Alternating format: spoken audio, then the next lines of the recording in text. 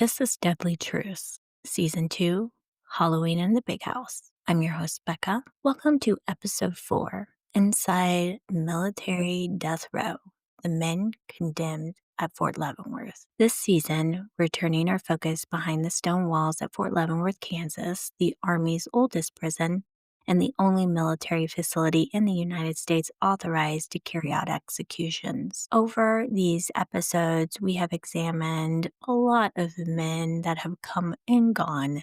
The soldiers convicted of murder, rape, and war crimes. These stories aren't just about guilt and punishment. They're about power, violence, and what happens when the very people sworn to protect become the ones we need protecting from. Tonight's story begins with one of the most brutal cases of them all. Paratrooper whose crimes shocked the military, Ronald Gray. I'm going to take us back to the 1980s.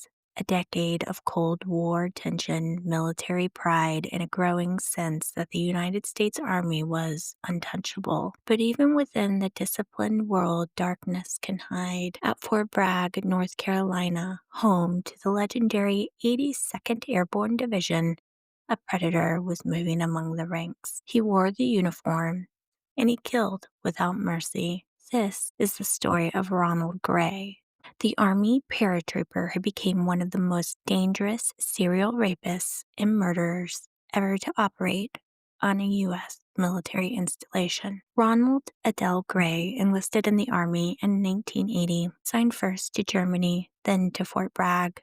On paper, he was a model soldier, supply clerk, clean record, polite demeanor. But Gray had a hidden life. Even before arriving at Fort Bragg, he's shown signs of violence, theft, stalking, and sexual aggression towards a woman in Germany. These reports were brushed off. Immature behavior, some called it. He learned quickly that the system was easy to manipulate. By 1986, he was stationed at Fort Bragg, just a 22-year-old living in the barracks. Between 1986 and the year of 1987, Ronald Gray raped and murdered multiple women in and around Fayetteville, North Carolina. Some were civilians, others were soldiers. His victims included Private Laura Lee Victory Clark, a female Army cook who served in the 82nd Airborne. She was only 18 years old. Gray lured her under the guise of friendship.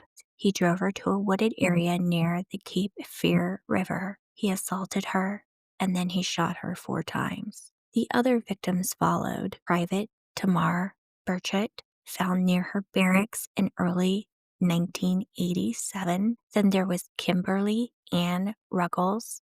She was abducted, raped, and stabbed to death while on duty. Then there was Private Mary Ann Ling Nemeth, another female soldier who was brutally attacked and left for dead, but she survived and would later testify against him. Each crime showed escalating brutality, rape, torture, execution-style shootings. He returned to the scenes and he kept trophies, and yet no one suspected the quiet paratrooper working in supply. By the summer of the year 1987, panic had spread through the fort. In the city of Fayetteville, women stopped walking alone. The base commander issued warnings, but few details. The police did believe that they were looking for a civilian predator. It never crossed anyone's mind that this could be a soldier, someone sworn to defend, that could be the one responsible. But the walls of Fort Bragg weren't as solid as they seemed. Fayetteville had long been a city divided, military versus civilians, whites versus black, poor versus privileged. Gray moved easily between those worlds, using the Army's reputation as his camouflage. He picked women who trusted him, women who wore the same uniform, and women who thought they were safe. In January of the year 1987, police finally got a break. The survivor, Private Mary Ann Ling Nemeth, escaped after being raped and stabbed. She was able to tell them that the man who attacked her drove a gray Volkswagen Rabbit, and she was able to identify the attacker as another soldier. She gave the name Ronald Gray. Military police searched his room and they found a cache of stolen items from multiple victims, including jewelry, ID cards, and ammunition. When investigators matched the ballistic evidence from his .22 caliber pistol to shell casings found at murder scenes, the pattern was undeniable. They had a serial killer in uniform. Gray's crimes, they spanned both civilian and military jurisdictions. He was first tried in North Carolina State Court in 1988 and convicted of 2 murders and 5 rapes. He was sentenced to life in prison, but the Army wasn't finished. Later that year, a court martial at Fort Bragg charged him with 13 counts of murder, rape, and attempted murder. He was convicted and sentenced to death by hanging, later changed to lethal injection. It was the first U.S. military death sentence in over 30 years. And as of today, Ronald Gray remains on military death row at Fort Leavenworth, Kansas. His execution is approved by President George W. Bush, but stayed by federal courts. When people talk about Ronald Gray, they often focus on the Army serial killer. But the real story is the women he hurt and the system that failed them. The military's reluctance to share information with civilian police delayed justice for months. Evidence was mishandled. Warnings weren't given to female soldiers on the fort. And Private Mary Ann Bling Nemeth, the survivor, never truly healed. She spent her life speaking quietly about what the Army didn't want to discuss. How easily violence against women can hide under discipline and rank. Each of these victims had dreams, duty, and lives that mattered far beyond a headline. Ronald Gray's case still sits in legal limbo, but his crime reminds us that evil can wear a uniform, that justice delayed is justice denied, and that behind every statistic are women who deserved to come home safe. But he's not the only man on death row. There are more. When you picture a killer in uniform, you think of maybe war zones or chaos overseas. You don't picture it happening inside an American Army fort. You don't picture the killer wearing an officer's insignia and a stethoscope. But on November 5th, 2009, that's exactly what happened. Inside Fort Hood, Army psychiatrist Major Nidal Hasan opened fire on the very soldiers he was supposed to help. He called it, in quotes, a mission. The rest of the world called it what it was, mass murder. It was just after 1:30 in the afternoon. The Soldier Readiness Processing Center was packed, troops cycling through the medical exams before deployment to Afghanistan.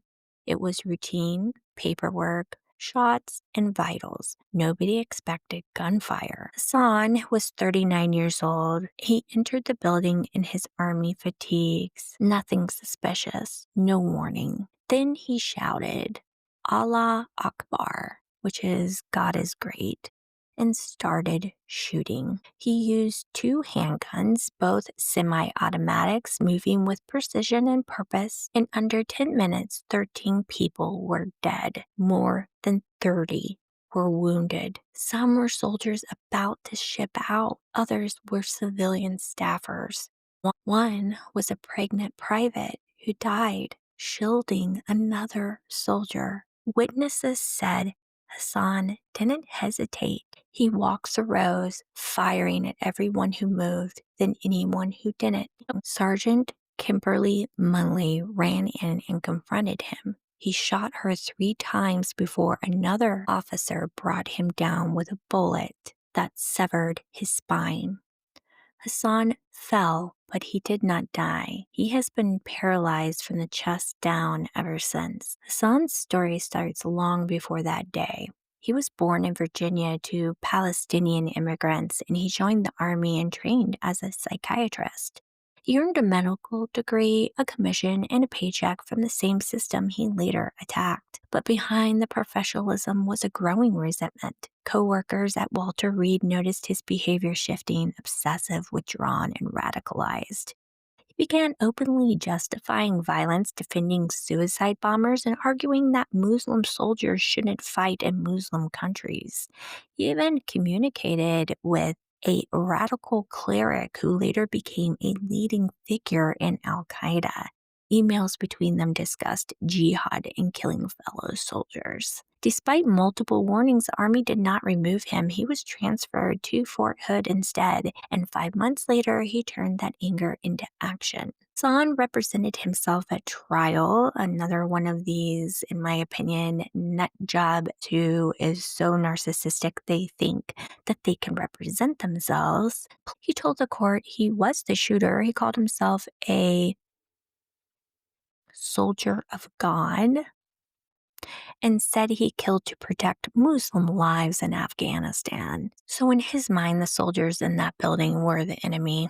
After just 2 hours of deliberation, a military jury found him guilty of 13 counts of premeditated murder and 32 counts of attempted murder. They sentenced him to death. It was the first death sentence handed down to a U.S. soldier since Ronald Gray, the same man we talked about earlier.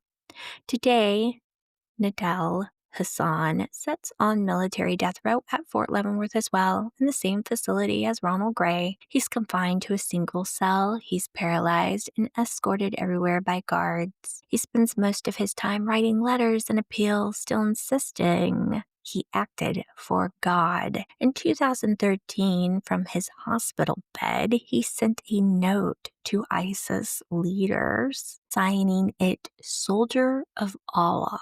He's never expressed remorse, never apologized to the families of the dead. In interviews, he said only that he would do it again.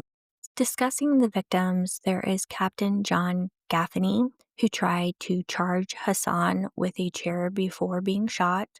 There was Private Valles. She was only 21 years old and she was 3 months pregnant. She cried, "My baby," before she died.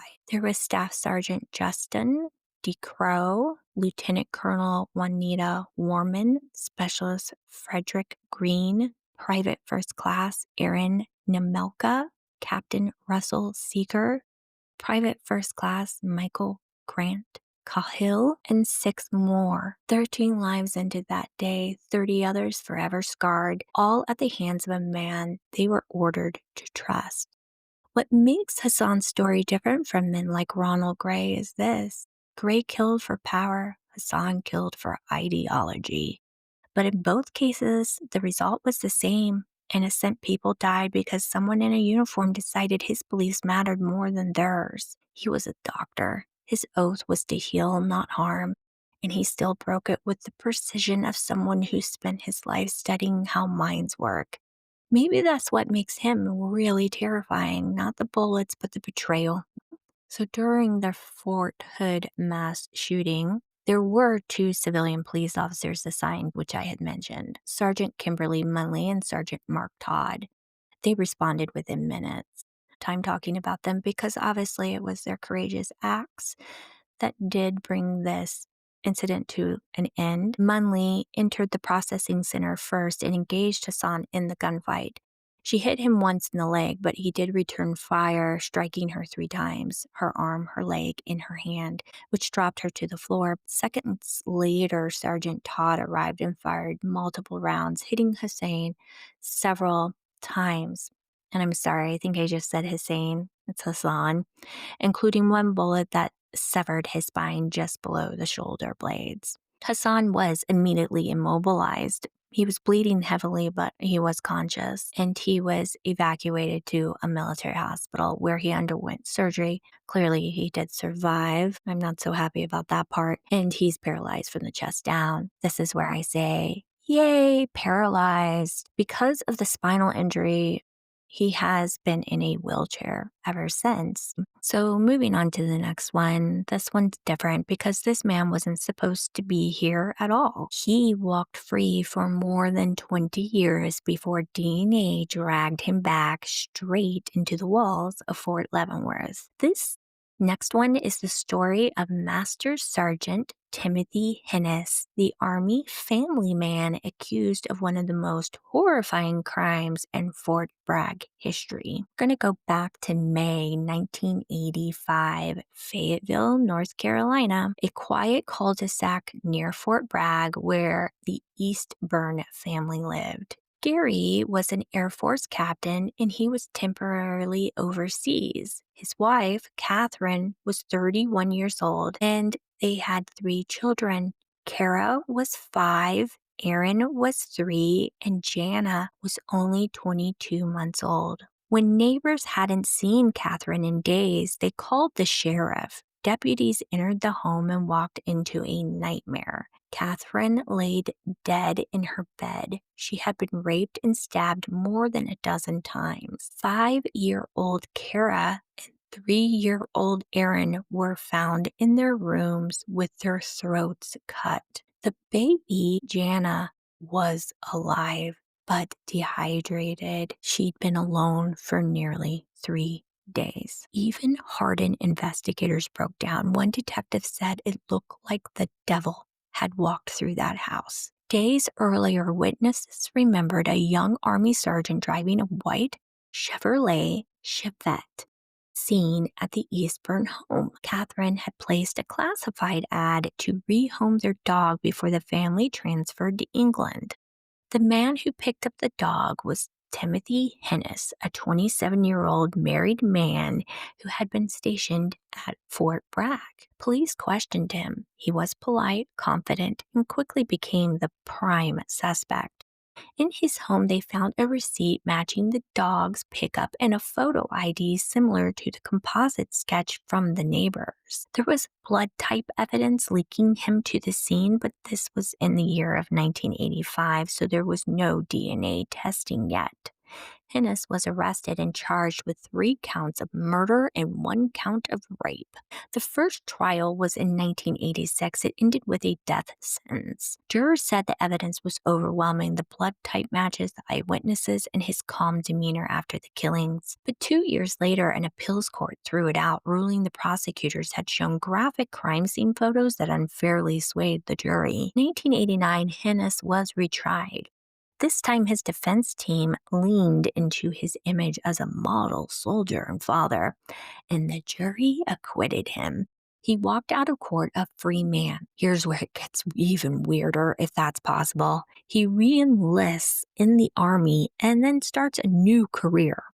By the early 2000s, he earned the rank of Master Sergeant. He was decorated, respected, and living quietly with his wife and kids.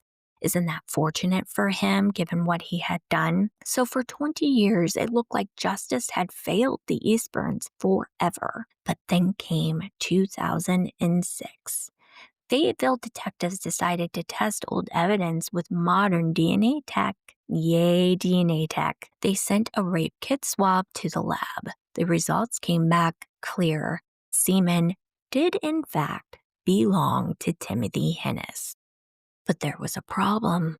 It was called double jeopardy. He'd already been acquitted in civilian court. But Hennis, and I love this part, because he had reenlisted, he was an active duty soldier, and the military could try him again under the Uniform Code of Military Justice, which counts as separate jurisdiction. So in 2010, the Army court-martialed him for the same murders, different courtroom, different uniforms, same horror. Prosecutors showed jurors the DNA match, the retested evidence, and the timeline that had always fit so neatly. Hennis's defense argued contamination, said the sample could have been mishandled, and that he and Catherine had consensual sex when he picked up the dog. Jurors did not buy it, thank goodness. And after 3 decades, 3 trials, and 2 different court systems, the verdict came down guilty, sentenced to death. One juror said afterwards, the DNA didn't lie. Today, Timothy Hennis sits on military death row at Fort Leavenworth alongside Nidal Hasan and Ronald Gray. He is in his 60s now, quiet, reserved, and still proclaiming his innocence. His attorneys continue to appeal, claiming flaws and unreliable DNA handling. But the evidence that freed him once is the same evidence that now keeps him locked away. If his sentence is ever carried out, he'll be the oldest man executed by the U.S. military in modern times. It's hard to talk about this one without feeling the weight of it. 3 children and a young mother wiped out for no reason that anyone has ever truly understood. The baby, Jana, grew up never knowing her mother, her siblings, only this story. And Timothy Hennis, he lived a whole lifetime between those verdicts. Maybe that's what makes this case really unsettling. Not just the brutality, but the fact that time almost buried it. Justice caught up decades later, but only because science finally found its voice, and detectives, thank goodness for them, they did not give up. If you are also wondering about how exactly this went from Hennis adopting a dog to raping and murdering a mother and wife and 2 small children, the prosecutors do believe that this was the timeline of what happened, which is Catherine Eastburn ran a classified ad in the Fort Bragg newspaper to rehome the family's dog. It was an English setter named Dixie. This is when Timothy, an Army sergeant stationed nearby, answered the ad. On May 7th, he went to their home. He met Catherine and her daughters, and he adopted the dog. The neighbors saw his white Chevette parked outside that day. Everyone agreed he seemed polite, normal, and friendly. It was 2 nights later, sometime late on May 9th, early on May 10th, that Hennis returned to the Eastburn home. There's no evidence of forced entry, so there is belief that Catherine probably just let him in willingly, recognizing him from earlier in the week, and he had clearly just adopted her dog, so you could see how this could happen. She let him in willingly, and this is when the prosecutors and detectives believe that the sexual assault occurred first. The position of the body and the recovered evidence later matched to Hennis's DNA made that part clear. There is belief that the murders followed quickly. Investigators believe that Catherine's screams woke at least one of the girls, and Hennis killed all 3 to eliminate witnesses, and he left the baby alive. The youngest child may have been asleep in a different room and unnoticed in that chaos. There was no theft, no signs of planning, and no personal connection beyond that brief meeting where he adopted the dog. It was the definition of a spontaneous or opportunistic crime driven by impulse, not motive. At his 2010 military trial, prosecutors described Hennis as a man who went back to a stranger's house for reasons only he knows. They did argue that he likely intended sex by force or otherwise, and when things turned violent, he killed everyone inside the home to cover it up. And that single encounter would have faded into history if not for that preserved rape kit. When it was finally tested 20 years later, the DNA inside matched Hennis to a scientific certainty. No mix-up, just a direct biological link. And we need to understand that that one match erased every alternative theory. There was no robbery, no intruder, no frame up. He had been in that bedroom and there was no reason for it that made sense outside of the crime itself. So yes, investigators believe he saw the ad, met Catherine one time, returned days later on his own, acting on dark impulses that spiraled. So now that's number 3 on death row. Let's talk about number 4, Hasan Akbar. It's one thing to fear the enemy outside the wire, but it's something else entirely when the danger comes from inside your own camp. This story isn't about a firefight or insurgents or an ambush in Baghdad. It's about a soldier who turned his weapon on his own inside a tent full of men who thought they were safe. Just days into the Iraq invasion, Camp Pennsylvania, Kuwait. The 101st Airborne Division, the Screaming Eagles, were sleeping, gearing up for the push across the border, and then the grenades started falling. At 1:20 a.m., explosions ripped through the night. Soldiers woke to chaos, fire, smoke, and screaming. They thought it was an enemy attack, but when the smoke cleared, it became clearer that the attack came from within their own perimeter. Sergeant Hasan Akbar, 32 years old, an Army engineer, had crept through the camp with a backpack full of grenades. He pulled the pins and rolled them into the tents where senior officers slept. Then he grabbed his M4 rifle and started shooting at everyone who ran for cover. When it was over, Captain Christopher Siegfried, 27 years old, lay dead, shot in the back of the head. Major Gregory Stone, 40 years old, was mortally wounded by shrapnel and died days later. 14 others were injured, burned, blinded, or torn apart by fragments from grenades thrown by their own brother-in-arms. Akbar was born Mark Fidel Cools in Los Angeles in 1971. He changed his name in his 20s after converting to Islam. By most accounts, he was intelligent, but he was isolated, an engineer who kept to himself. But his journals told a different story. Before the attack, he wrote about feeling alienated, harassed, and paranoid, convinced that his fellow soldiers mocked his religion and were plotting against him. His commanding officers had noticed his growing resentment, but they chalked it up to stress before deployment. No one imagined he'd act on it. A crime that echoed back to the Vietnam era when angry soldiers sometimes used grenades against their commanders. But this was not the 1960s. This was a modern, all-volunteer army heading to war, and they wanted answers. At his 2005 court-martial, prosecutors said Akbar's motives were hate, not towards the mission, but towards the men around him.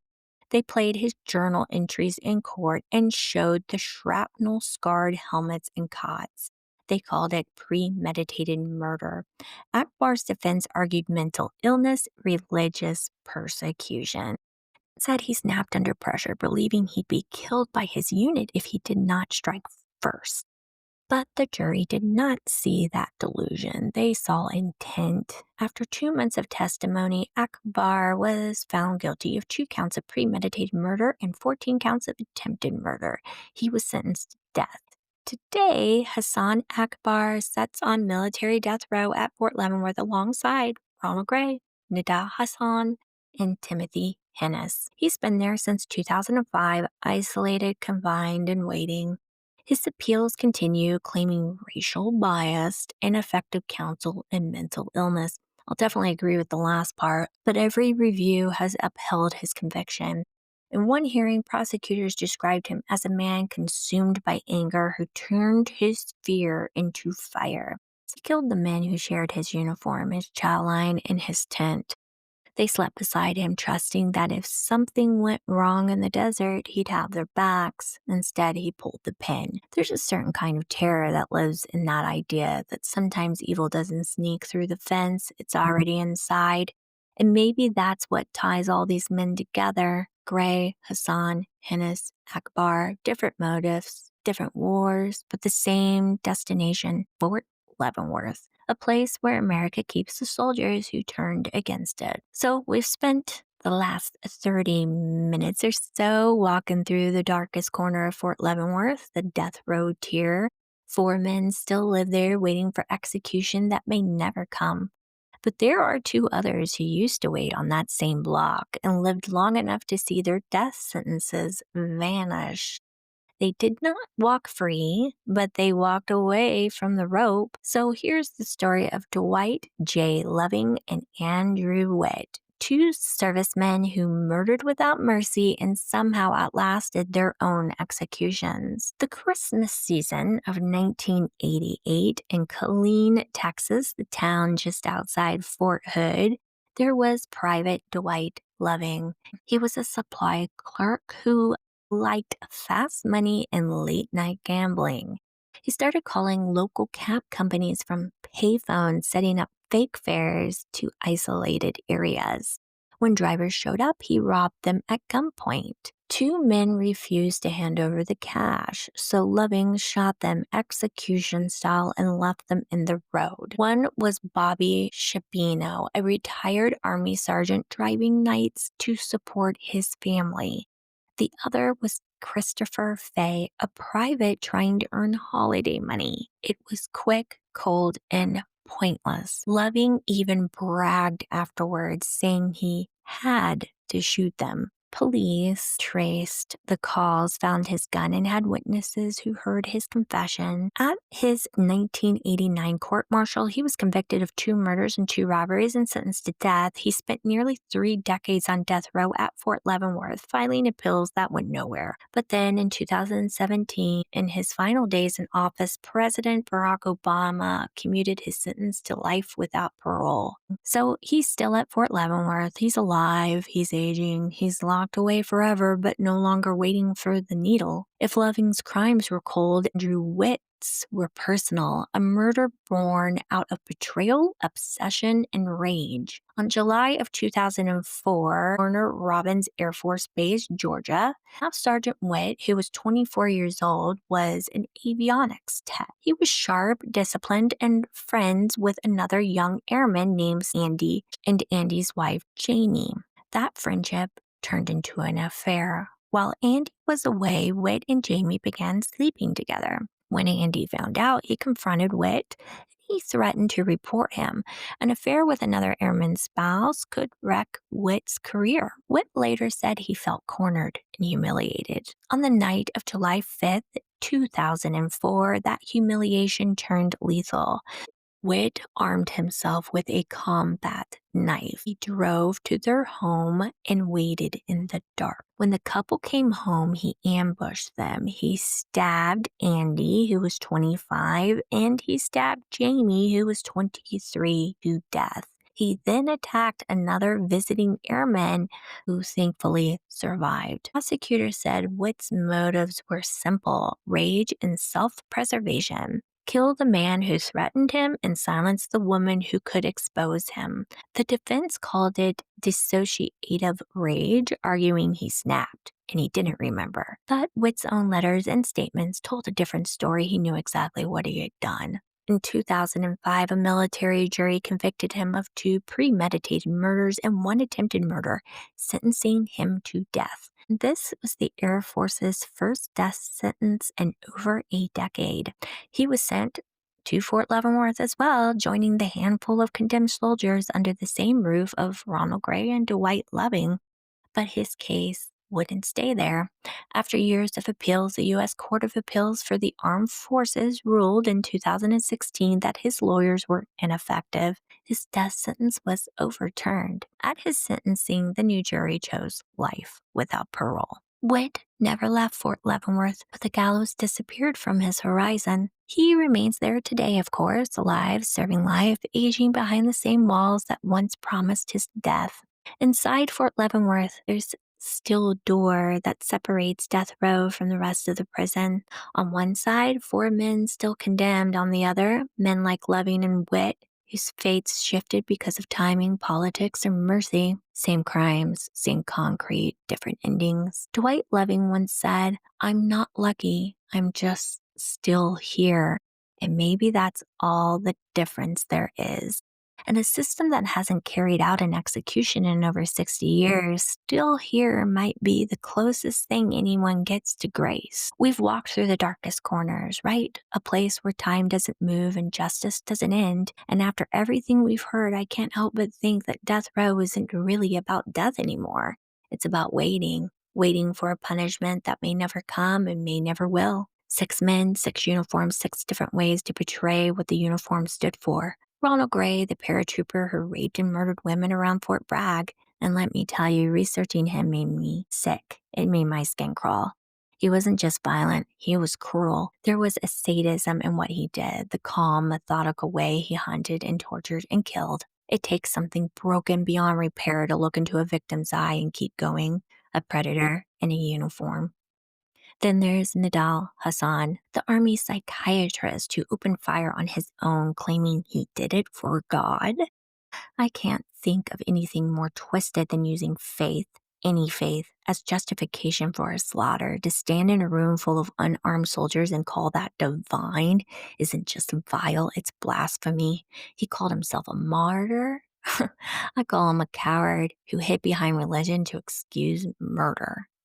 Timothy Hennis, the so-called family man who raped and killed a mother and 2 little girls, left a baby crying in a crib for days and lived then lived 20 years like it never happened. This one was outrageously disturbing to research. The details, the innocence of those kids, it sticks with you. And knowing that the father came home from overseas to that, it's unthinkable.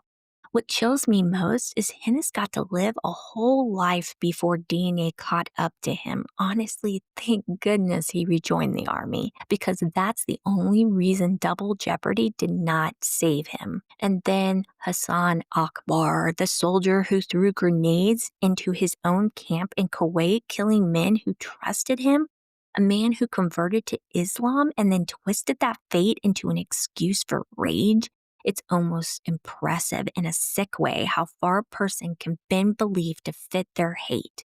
He called it survival, but survival doesn't come with hand grenades and premeditation. Dwight Loving, the Fort Hood cab killer, total psychopath. No reason, no remorse, two working men trying to make ends meet before Christmas, and he executes them for pocket change? That's not desperation, that's emptiness. And then finally, Andrew Witt, the Air Force tech who slept with his friend's wife, and then when confronted chose murder over accountability? Out of this world, completely insane. An affair, a bruised ego, and two innocent lives wiped out because he couldn't handle his own guilt? The arrogance it takes to turn a personal mistake into a bloodbath. It's almost beyond comprehension. All of them killers. All of them still breathing. Gray's been waiting nearly 4 decades. Hasan's still paralyzed and unrepentant. Hennis grows older under flickering lights. Akbar writes appeals. And Loving and Witt will live out their sentences in the same facility they once waited to die in. But then again, I guess they're still going to die in it, aren't they? So, no dates, no clocks, just waiting. So, what do we call this now? Because if you can rape, murder, or massacre and still die of old age behind bars, what's the point of the sentence? Maybe this is the new version of punishment, the kind where death never comes, but conscience never leaves. Each of these men swore that oath to defend, to protect, to serve, and one by one they violated it. Not in the heat of combat, but in cold blood. They became what the army trained soldiers to destroy. And now they sat behind the same walls they once swore to guard. Sometimes I wonder if the quiet inside Fort Leavenworth at night is worse than any sentence they could carry out. Because silence doesn't forgive, it just lingers. So yes, different men, different crimes, but the same ending. The hum of a light, the scrape of a tray, the echo down the concrete halls. And somewhere in that sound, maybe justice is still trying to decide what it really means. This has been Deadly Truths, Season 2, Halloween in the Big House. I'm Becca. Thanks for walking these halls with me. And remember, justice isn't just about who dies, it's about who still has to live with what they have done. Please like, share, review. All of that matters if you want to keep listening. Thank you.